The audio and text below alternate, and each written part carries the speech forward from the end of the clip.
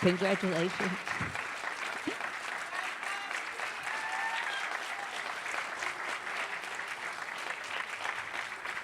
And can you call up the actors? Absolutely. As Florence, Mary J. Blige. As Jamie, Garrett Hedlund. As Ronzel, Jason Mitchell. As Laura, Carrie Mulligan. As Henry, Jason Clark. And Hap, Rob Morgan.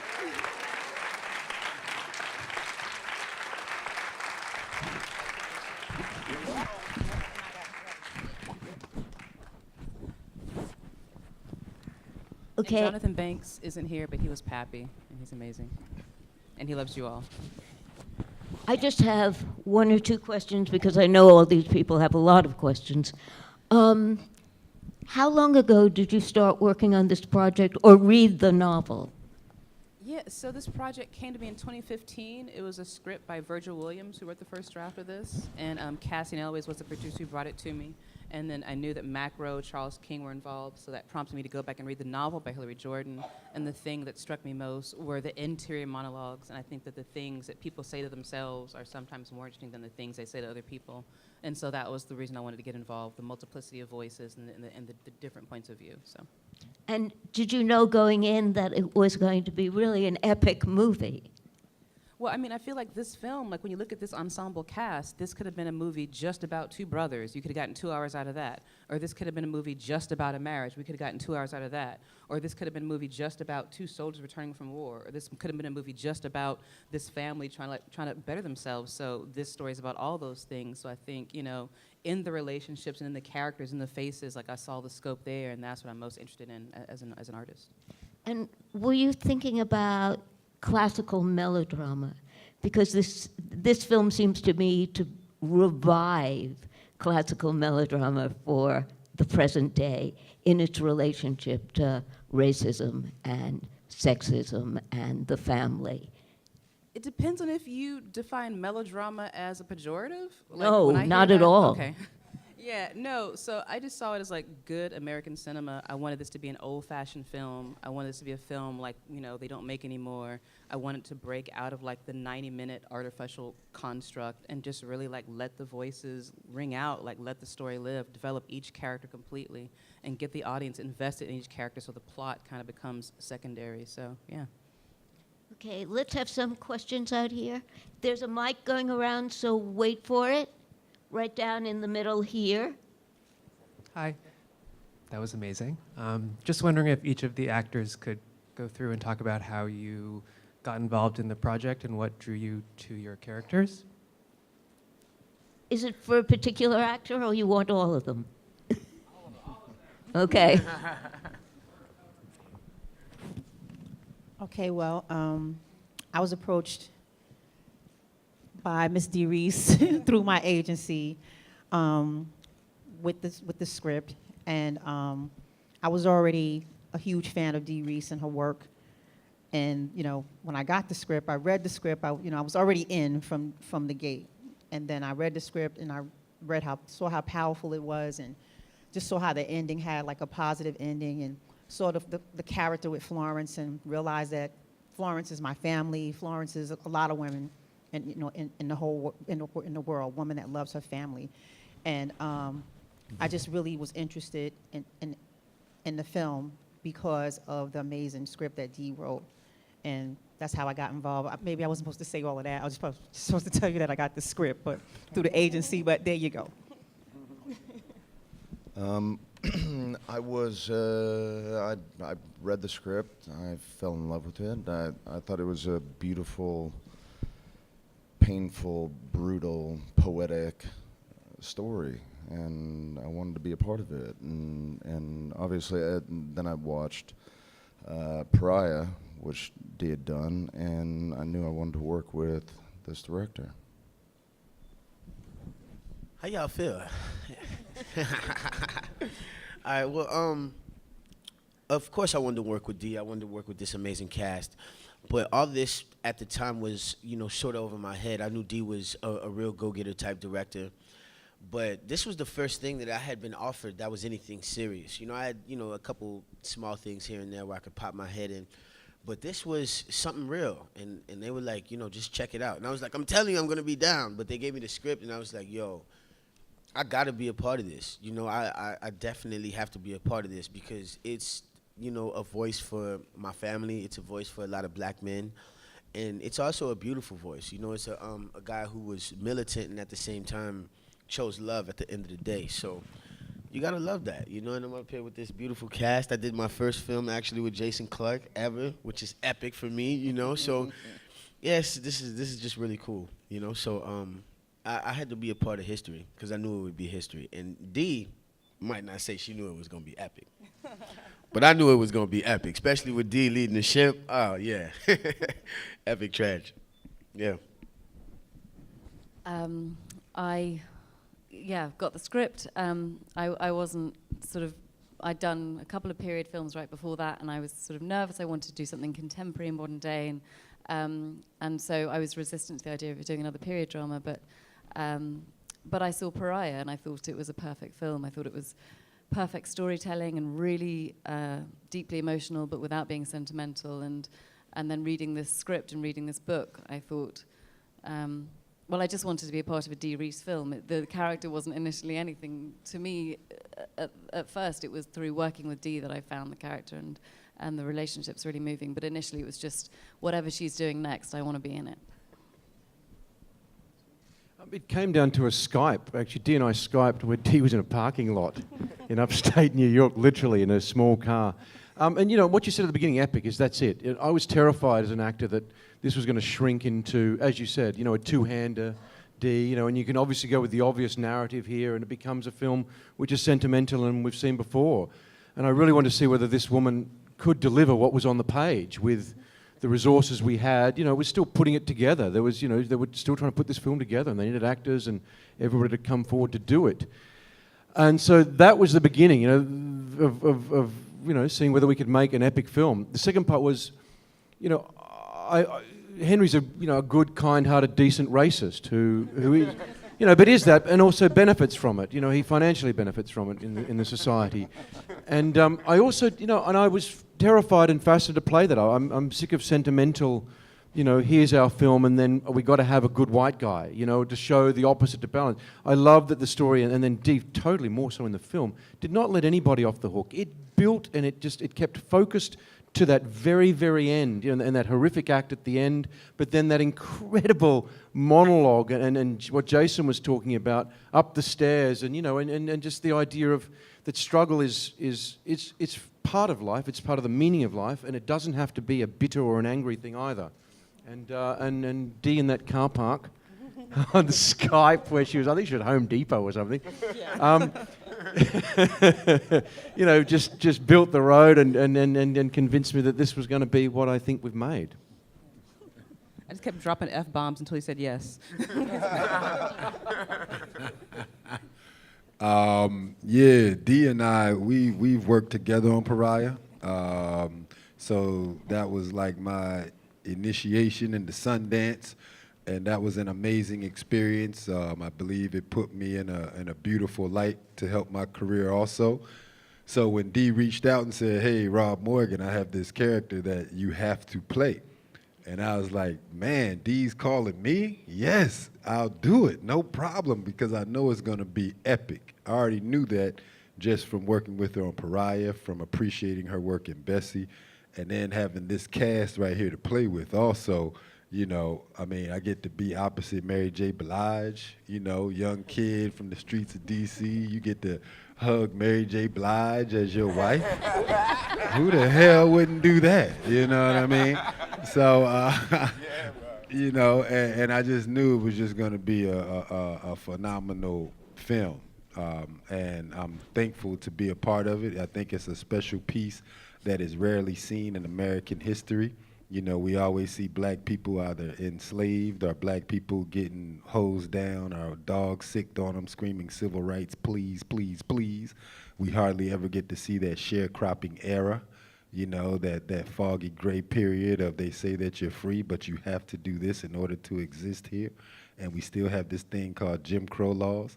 And then when I read the script and then read the manuscript novel by Hillary Jordan, Mudbound, I just said, man, I gotta be a part of this. You know, this is history. Thank you. And how long did you work with all these people as an ensemble? Or did you shoot separate families separately and then together? How did you do that? No, so it came together very quickly. We only had maybe like a week of prep, you know, including like wardrobe and everything. So these guys literally like went in for fittings, and then, you know, just in terms of like the material, like I just trust, you know, that everybody was gonna, you know, bring their own personal histories to it, and, you know, the actors, like, you know, I trust the actors. The actors are prepared. The actors are smart, and so I'm always interested in seeing everyone's kind of like first take. So I let them come with their own take on the material, and then we just kind of shaped it. And so I would say, just by way of prep, I just do like these relationship workshops where I try to do like one-on-one pairings where it's their actors working together and just getting to the core. So for example, with Mary and Carrie, who played Florence and Laura, I saw the core of that relationship being power. And so I just had them just square off and do a repetition back and forth. You have the power, no, you have the power, and just keep giving that back to each other. So now that they've got that core, they've like seen each other and allowed each other to be seen. And then with the guys, with Garrett Hedlund as Jamie, Jason as Henry, and Jonathan Banks as Pappy, just put them together in my office in like a father-son mosh pit, and just kind of, you know, let them tell their father that they love him and try to get him to say that he loves them, and, you know, to try to build this kind of shared history together. And then with Hap and Florence, same thing, like invited them to kind of like build an imagined romantic history so they could just like see and be seen, and, you know, just hold eye contact for 60 seconds. You know, I'm not interested in like beating the words to death. I trust they're gonna come like having that. And yeah, I just like to work that way. And like with Rob and Jason, actually, we did like a really uncomfortable exercise where I want to go straight to the edge of it. And so I had them, you know, for me, nigger had to be a noun. It had to flow like cow, truck, dog, pig, sky, nigger, water, tree. It couldn't be a hiccup. It couldn't be a hitch. It had to be matter of fact. It had to be every day. It couldn't be like made a point of every single time it was said. And so for them, I had them to square off and repeat back to each other, "You're a good nigger, thank you, sir. You're a good nigger, thank you, sir," over and over again. And you could see like Jason hating to say it and Rob hating to hear it, and like I thought they were gonna come to blows at one point. But, you know, it was just like, you know, we had to go straight to the discomfort so that in the script it's matter of fact, it's moving at the speed of life, and it's not like, you know, a sentimental polemic, you know, it's not this like presentational, you know, picture of the era. You know, I really wanted to get behind the mythology of the greatest generation, and, you know, and just really kind of understand what these people's lives were like. So, yeah.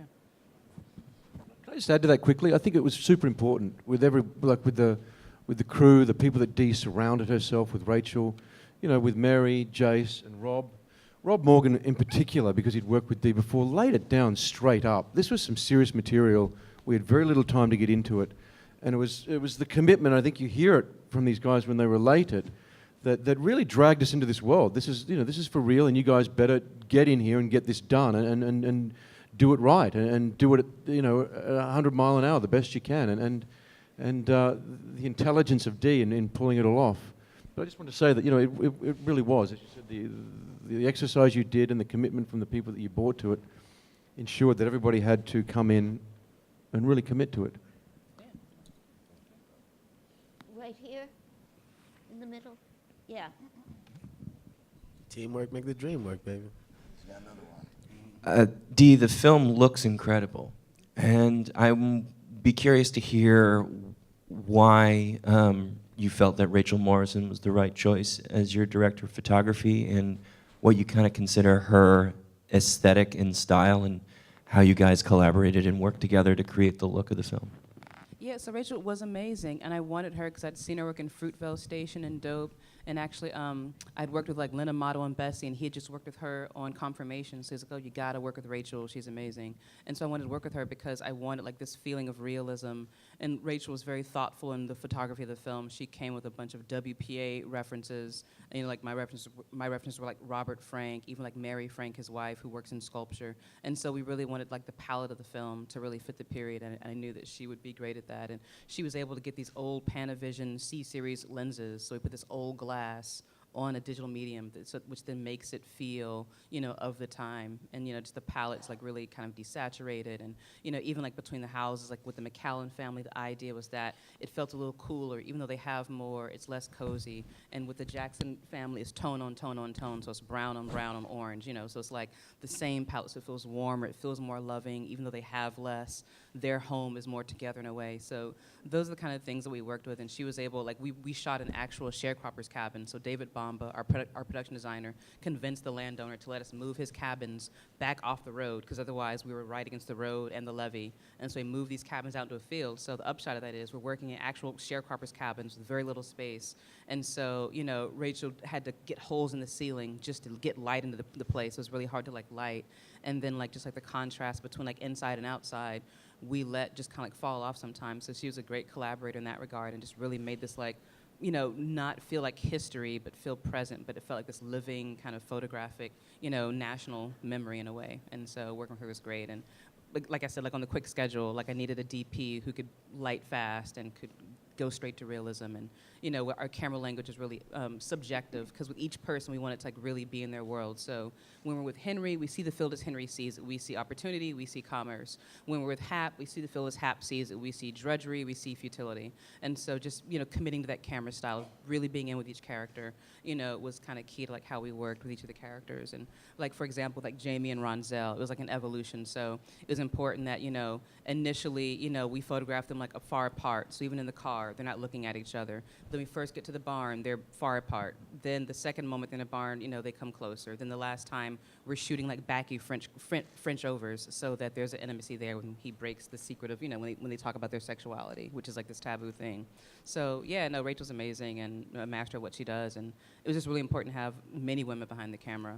Mako Kamitsuno is my editor, who edited Pariah. And the editing on a piece like this is instrumental, because it's these, like, 6 different voices. And then Tamar Kali is my film composer. She also worked with me on Pariah and Bessie. And this is her first film score. And I think the only thing I said to her was dark strings. And she comes up with this, like, orchestral ensemble and, like, makes the film sound like it came out of the ground.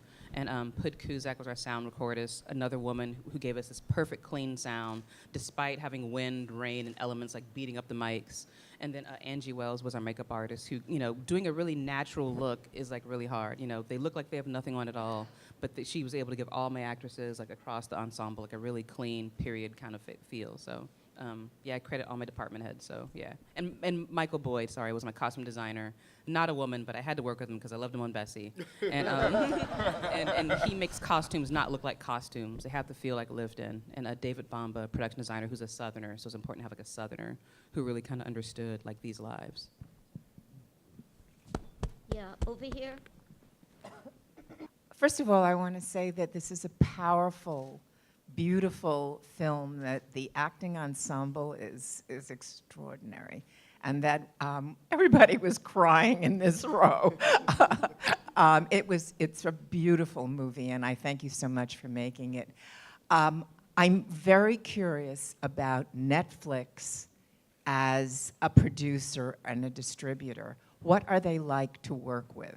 How much control do they want? How much freedom and support do they give you? What is it like dealing with Netflix? Because, I mean, this whole new business about Netflix, Hulu, and Amazon, I'm really curious about it. So Netflix acquired the film at Sundance.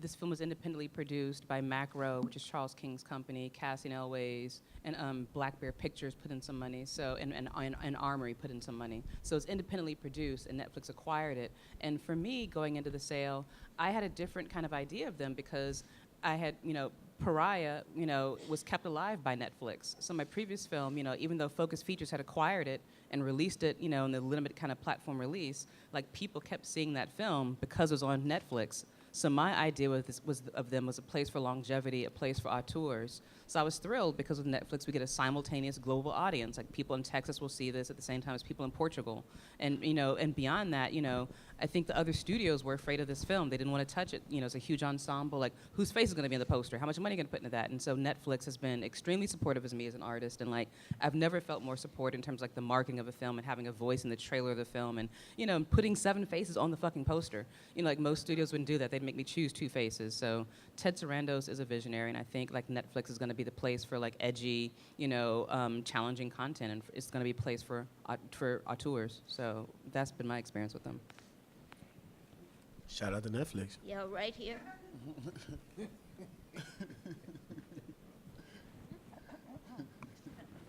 The film premiered at Sundance, which was obviously right before the Trump administration began. It's only taken on more resonance as we've seen what happened over the course of this year. Coming out as it is now, how do you hope it speaks to the current climate? What do you hope people take away from the film?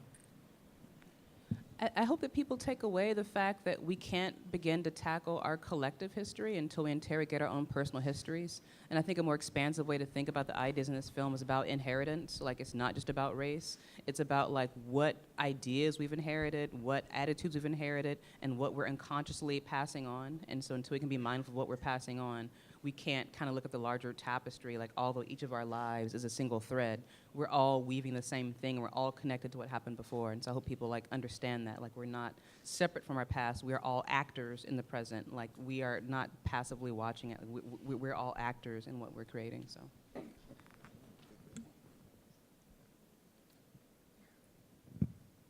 This is a question for the director. You're going to become a mentor for a lot of young filmmakers. And there's a short playing here at the festival, which is probably the best short of all, called My Nephew Emmett, which is about the seizing of Emmett Till in the 1950s. It was done by a graduate class at NYU that was mentored by and indeed taught by Spike Lee. And it was shot in a sharecropper's cabin, not probably that far from where you were working. I'm wondering if you were aware of that short, and if you are, what kind of advice and aid and mentorship you can give to the young filmmaker Kevin Wilson Jr., who made that short, which would be in a sense a beautiful companion to your superb film if it ever could work out that way in theatrical exhibition. No, I wasn't aware of it. I haven't seen anything while I'm here yet, but yeah, get me a screen. I'd love to check it out. And just for any filmmaker, I would say you just have to, like, write your way into the picture. Or if writing is not your thing, if you're a shooter, like, shoot your way into the picture. You have to have some craft that gets you into the game. Like, as a young filmmaker, no one's gonna come looking for you. No one's like, you know what we need? An NYU graduate. You know, so you have to, like, create the thing that people wanna make and like, just that's your way in. So I would just say, if he's a writer, keep writing. If he's a shooter, keep shooting. You have to, like, you know, bring your own ball and start your own game, so, yeah. Yeah, in the middle, in a dark shirt. Yeah. First, congratulations and thank you. That was incredible. My question is about the schedule, the production schedule. You mentioned that it was pretty tight. Clearly, the film is really tied to the elements with the heat, the rain. I'm just curious how you handled that. Yes, I'll let these guys talk. I feel like I'm talking a lot, but I'll just say we had 28 days in plantation country. We shot an old sugar plantation, and of those 28 days, we lost 2 to natural rain. We needed, like, narrative rain, like, not like unasked for rain. So we got a lot of unasked for rain. And, you know, like, for example, the scene where we shot where Jamie pretends to run Ronzel off the road, like, that was scripted for, like, a nice, beautiful daylight scene where, you know, they have this moment, and then they sit on the tire well and look across a field, and he breaks the news that he has a kid. But because it rained, we had to make the decision to, like, just shoot in the rain, embrace it, and then re-block that scene in the cab of the truck. But of course, by that time, it had stopped raining, so then we brought in our rain wand to complete the scene. And I actually think it worked more intimately. It's more cozy. It feels like a confessional booth in there. And so in terms of the fields, we had water trucks that had to come out and flood those furrows. In order to see the furrows, you got to flood them. And then, you know, we had, you know, instead of greensmen, we had brownsmen, whose job it was to chop up the mud and keep it moist and interesting and narrative. And then we had to then cover our tire tracks. So, like, the mud itself was a character, and it was baking hot. So, like, by the time we finished one side of the scene, we'd turn around and be baked to a crust. So then we had to bring the water trucks back out, flood again, chop it up. So it was like a dark comedy. in the making of it. But yeah, and then we shot 2 days in Budapest, Hungary, shot the war scenes. So we shot the tank battle like before lunch. Then after lunch, we shot the village scenes. And then we shot Ronzel getting his kid like the next day. And then we shot a day at the Long Island. There's a there's a World War II museum. And we shot an actual B-25. So when you do all the math, technically it's like 29 days. It's like 28 minus 2 for rain, plus 2 in Budapest, plus 1 in Long Island. So it's like a 29-day shoot. And, you know, yeah, I would She love killed $90 it. million more and like, you know, 30 more days. But this is what we got. Okay, down here.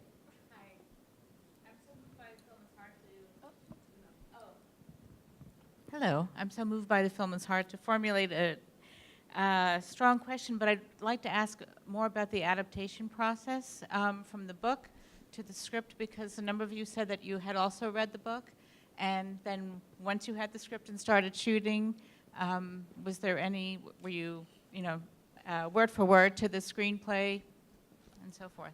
Thank you. Yeah. So Virgil Williams wrote the first adaptation of the script, and it was based, and I didn't see it till 2015, so he'd been working on it for some time before. So reading his script is what prompted me to go back and read the book and see what else was there. And then I rewrote the script before we shot. And so actors had seen things that they wanted pulled in. So like Carrie Mulligan had found this passage about how Jamie could see her, and so we put that in. And then Jason found this great passage about Henry's kind of meditation, like on the land. So I pulled that in there. And then just the whole sequence about Hap breaking his leg, like I thought that should be included, and like I wanted to use it narratively as this battle at home versus battle abroad. And it was important like have it. And Hap's kind of occupation as a preacher, I thought it was important to include that because it showed this kind of faith in this guy working on this literal kind of like half-built faith, like the church we left empty, like in the book it's done, but I wanted it incomplete, so it's more symbolic. And, in the book, he's working on the mule shed when he falls, but I thought it was more interesting him working on church, like that he falls. And so, then I wrote a lot of original monologues for the characters, like when Hap's meditation on what good is a deed.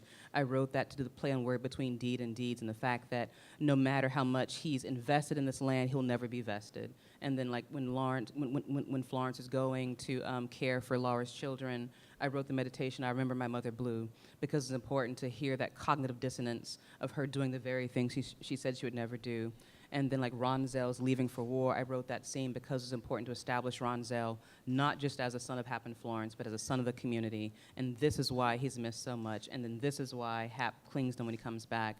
And then just lots of detailed moments, like with Hap and Florence slow dancing. I needed to establish this couple as a loving, sexual couple who talk about other things than white people.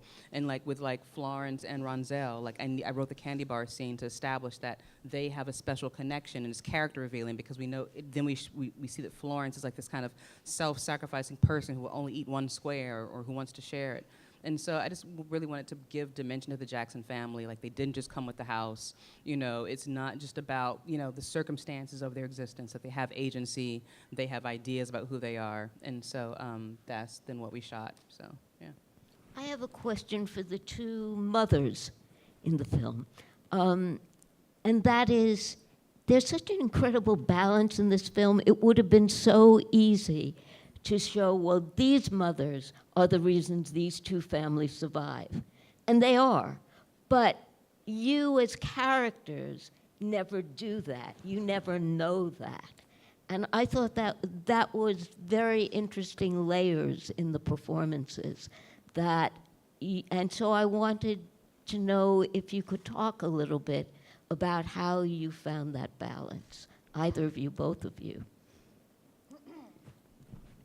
Well, I believe it was Dee's direction that helped us to find a balance, but also knowing women, knowing my mom, knowing my knowing women, and that's how you find. That's how I found the balance. I really don't have a lot to say. I just know that it was Dee's direction is what helped me to find a balance. Yeah, it was the first job I did since it was the first time I played a mum and actually was a mum, so that was interesting. I'd played mothers before without having children. When we filmed, I had an 8-month-old, so it was the first time I felt like, that was a change.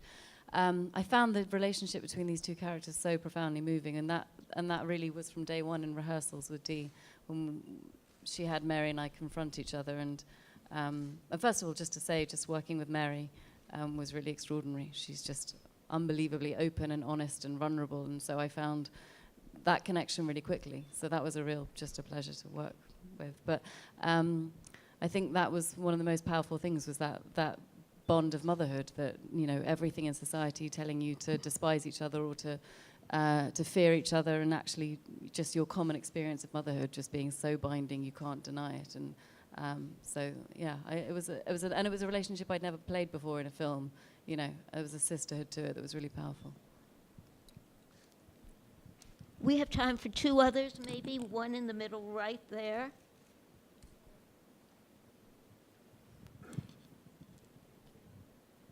Never asked a question before, so I'm nervous.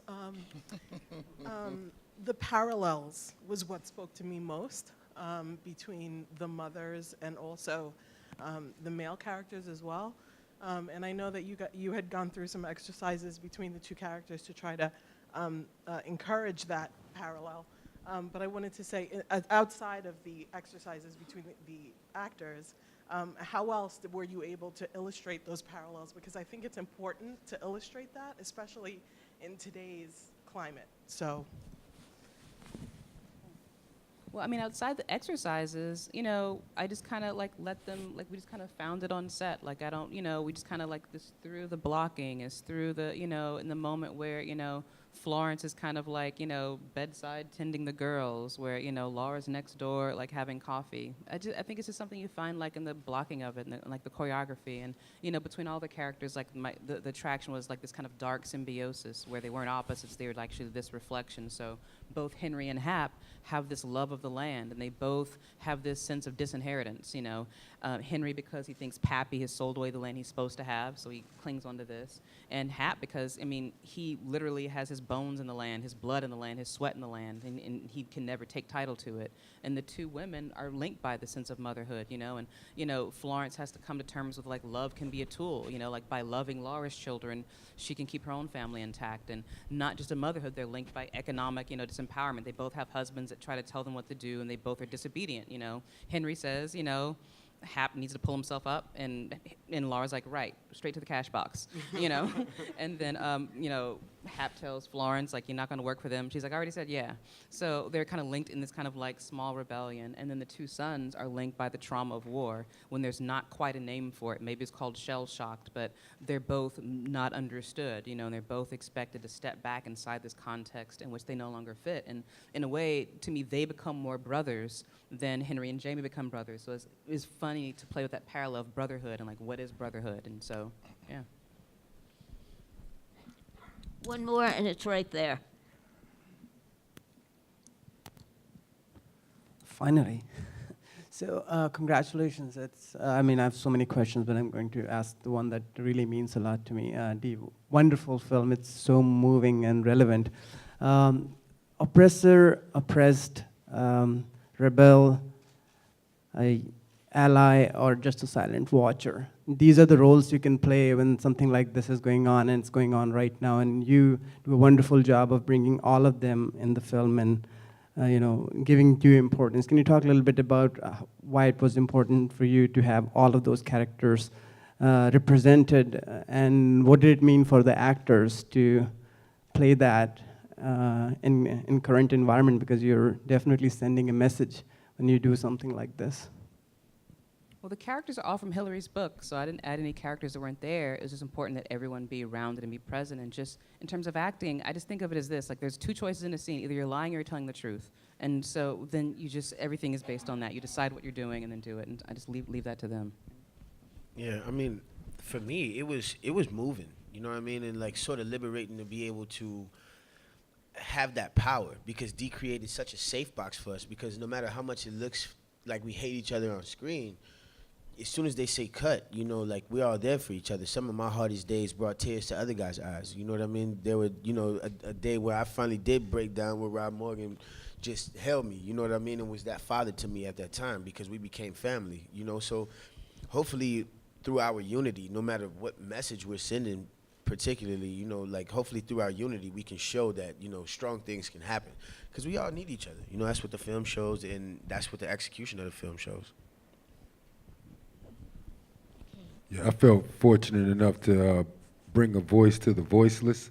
I feel like there's countless Hap Jacksons of America that if at any chance got any type of recognition, I felt this was a chance to put it in moving picture, you know, and give a voice to like my grandfather, my great-great-grandfather, my great-grandfather. So, yeah, I was very invested in just basically giving a voice to the voiceless. So, thank you. Thank you all very, very much. Thank you, Dee. Thank you, cast. These were flawless performances.